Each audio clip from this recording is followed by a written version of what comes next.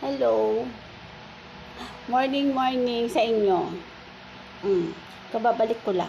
Kasi, nagja-jogging-jogging ako kunwari. Oo. Kunwari, nagja-jogging-jogging ako sa pag-ikot ng subdivision. Siyempre, sa pagja-jogging-jogging, patingin-tingin sa paligid, siyempre, may mga nakikita ako. May nakikita ako. May mga nakikilala ko. May bago akong kausap. O dahil dyan, tara na, mag-chismis, chikahan, ang aga pa dahil, kaya bubulong ko na lang ha, kasi nakakahiya, ang daming gising na. So yun, hindi ko akalain na madadaanan ko uli siya, si nanay. Nanay ang tawag ko sa kanya kasi, oo, may edad na talaga siya. May mga anak siya, may mga apo siya. So, may mga time na kailangan niyang gumawa ng paraan para makabili siya ng pagkain or mga sari-saring pangangailangan. So, sa totoo lang, may mga tawag ito, kasi dito sa bahay, lagi kami may stock na, siyempre mahilig kasing uminom ng soft drink si Sisi, oo, si kapatid. Pero hindi naman everyday.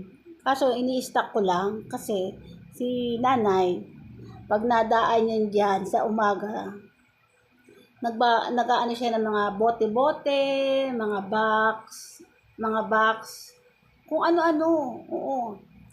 Kasi nag-aano pala siya ng mga, ang tawag doon, bote, basta yun, yung mga binibenta, di ko tanda. So, ang maganda lang kay nanay, hindi na siya napunta mismo sa kalsada. 'Di ba may mga time na talagang bote o napunta mismo sa hindi ko alam, hindi ko tanda yung pangalan nila. Yung sa bentahan, mga ganun. Dati napunta siya doon. Kaso, medyo masama nga daw yung pakiramdam niya at medyo matanda na nga siya. Kaya, ang masaya niya, na mismong binebentahan niya ng mga bote, ng mga plastic, napunta na sa bahay niya. Oo. Kasi nga, syempre, naaawa din naman kay nanay kasi nga, matanda na. Syempre, masama rin ang pakiramdam para hindi na napunta si nanay doon. Hindi na kailangan lumakad ng lumakad. At least, yung tauhan nung may-ari, yung amo, siya na yung napunta sa bahay ni nanay. So, yun, napadaan ako kasi nga nag-jogging ako. Nagdala ako ng mga bote kasi nga may naka-stock. So, may mga time na hindi ko inaakala na nag-o-open siya. Nag-o-open siya. Kasi nga, may edad na siya. Meron din siyang SS. Malaking tulong niya sa kanya ang SS. Kasi, sa totoo lang, ang pinakaplano niya ay magsanla. Sasanla niya. Kasi pag SS kasi naka-ATM. So, ito daw yung way na parang makatulong sa kanya kasi kailangan niya ng pera.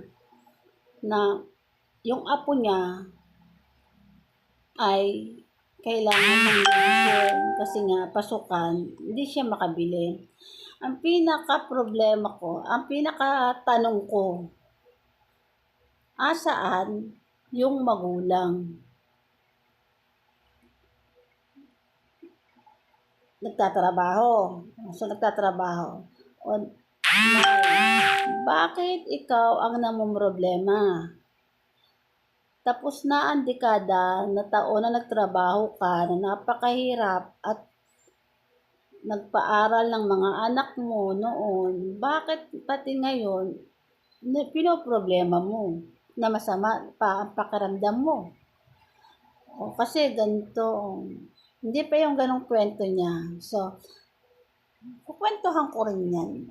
Kaya ngayon kasi, nag-ambon-ambon, Sa totoo lang, ilang araw ko na siya nakikita.